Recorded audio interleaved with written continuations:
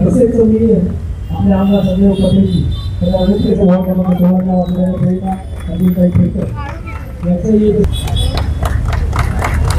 भारत माता की जय।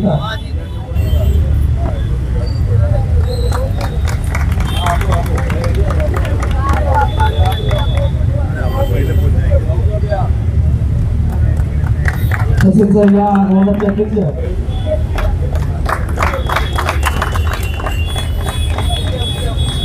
तसेच या वार्डाचे अध्यक्ष वार्ड क्रमांक 16चे अध्यक्ष शेखर आईरे वार्ड क्रमांक 17चे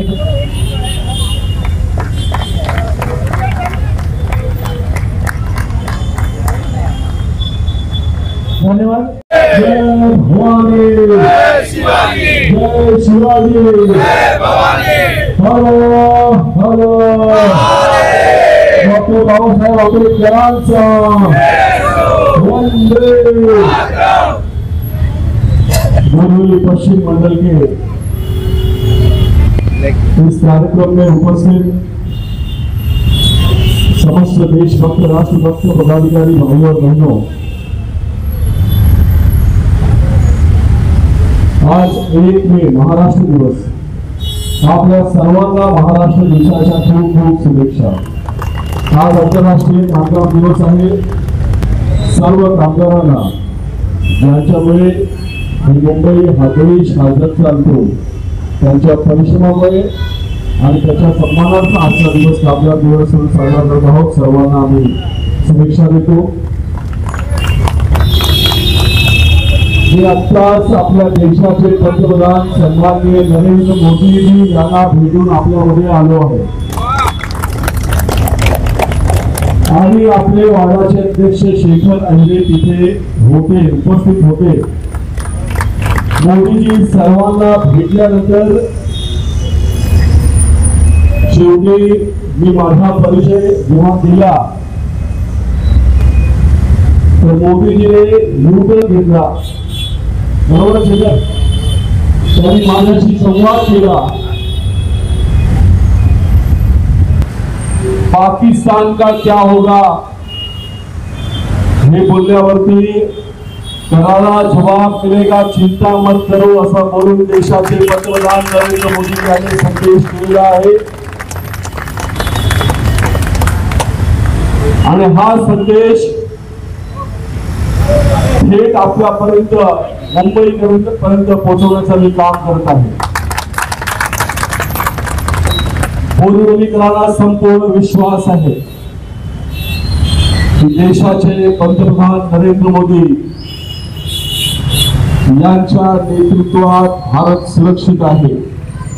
बॉर्डरवरती आपली देशाची जी सैन्य आहे, मग ती थलसेना असो, जलसेना असो, वायुसेना असो, ही आपल्या देशाचं संरक्षण करण्यासाठी सक्षम आहे। मग जर काही झालं तर आपण काय करायचं? आणि मला वाटतं आपण आपल्या फुटपाथ आणि रस्त्याचं संरक्षण या बांगलादेशी रोहिंग्यापासून केलं पाहिजे, हे आपलं कर्तव्य आहे।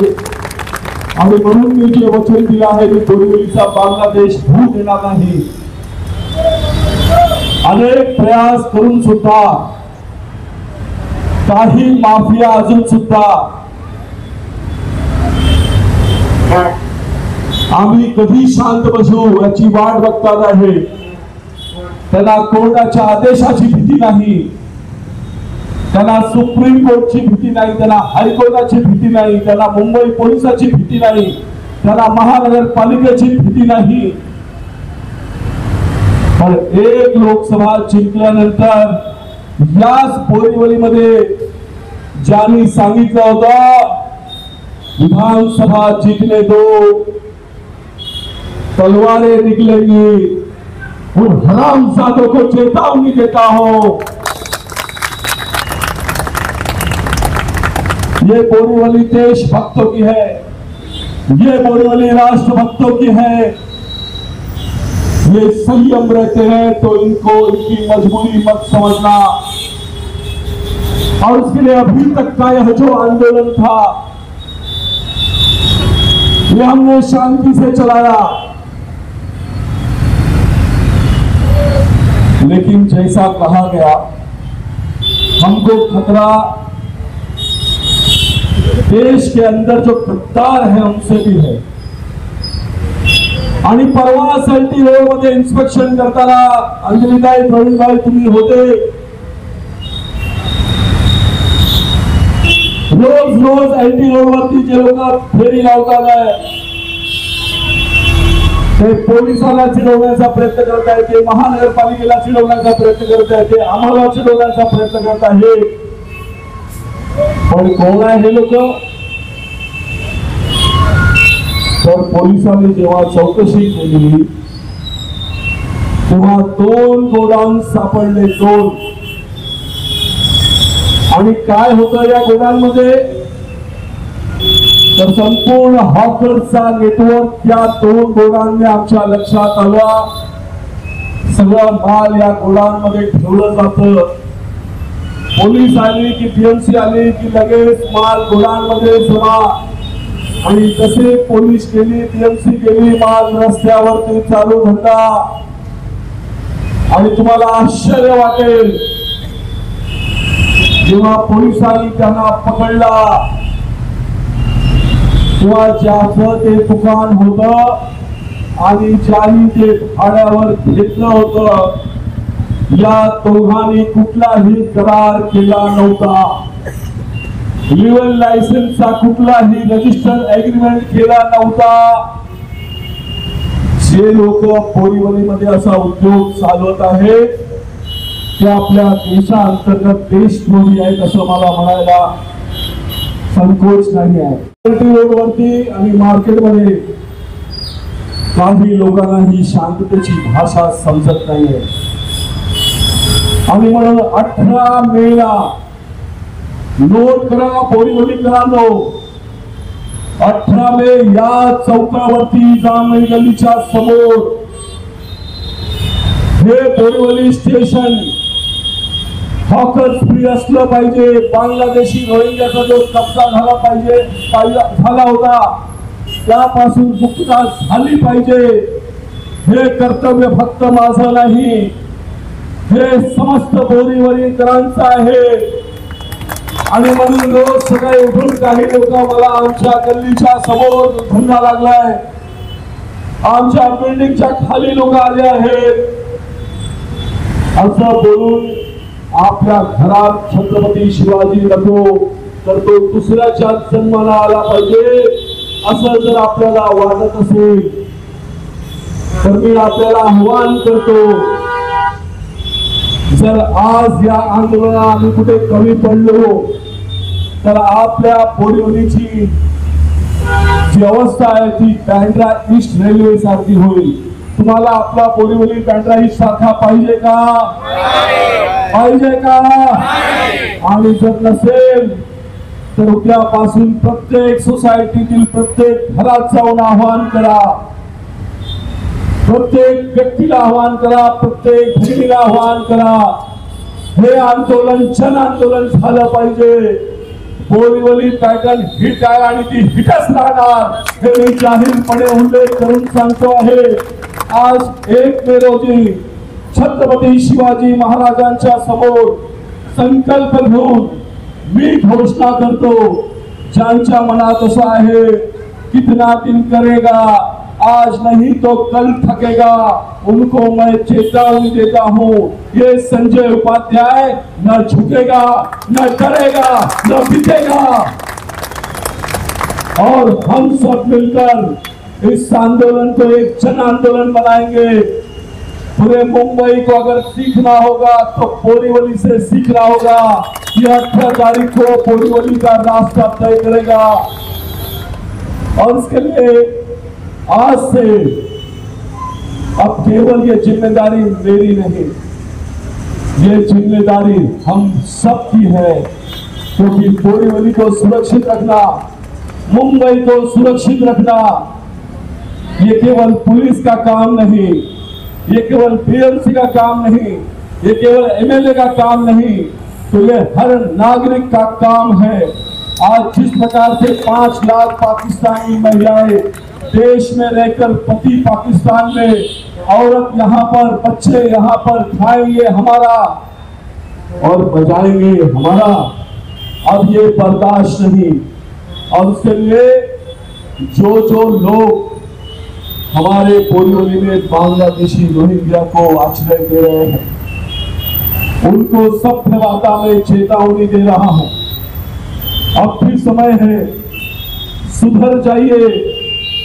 एक चुनाव जीतने पर जिन्होंने बोरीवली में तलवार निकालने की भाषा की, अगर मोदी और देवेंद्र कमजोर पड़ा तो बोरीवली की भी दशा बांग्लादेश जैसी होगी। और उसके लिए मैं ईमानदारी से यह लड़ाई आगे लड़ रहा हूं। मुझे आप सबका आशीर्वाद भी चाहिए, आप सबका सहयोग भी चाहिए। आज से लड़ाई हर बोरीवली कर की, आज से लड़ाई पूरे मुंबई कर की। हाँ, शुरुआत तो हमने की है और उसके लिए जहां भी मैं जाता हूं, अब लोग पूछते हैं कि बोरीवली पैटर्न क्या है, आपने कैसे करके दिखाया। आज जिस चौक पर हम सभा कर रहे हैं, 1 साल पहले यहां पर इस प्रकार की सभा करना असंभव था। जिस प्रकार से यहां ट्रैफिक चल रही है, इस प्रकार से ट्रैफिक की उम्मीद बोरीवली के लोगों ने करनी छोड़ दी थी। यहां से आते समय, एयरपोर्ट से आते समय अभी मुझको एक हमारे पदाधिकारी के ड्राइवर का फोन आया, लाड करते वो कार्यकर्ता, आणि तो बोला, साहेब बोरीवली स्टेशनला उतरलो, पायी चालत गेलो, विश्वास पडेना, बोरीवलीच्या रस्त्याने मोकळा श्वास घेतला आहे। मी तुमचे कौतुक करतो, अभिनंदन करतो, खरंच अप्रतिम काम केलं आहे। तुमची वेळ घेऊन तुम्हाला भेटायला येईल। मी असं म्हणणार नाही की लोकांनी साथ दिली नाही।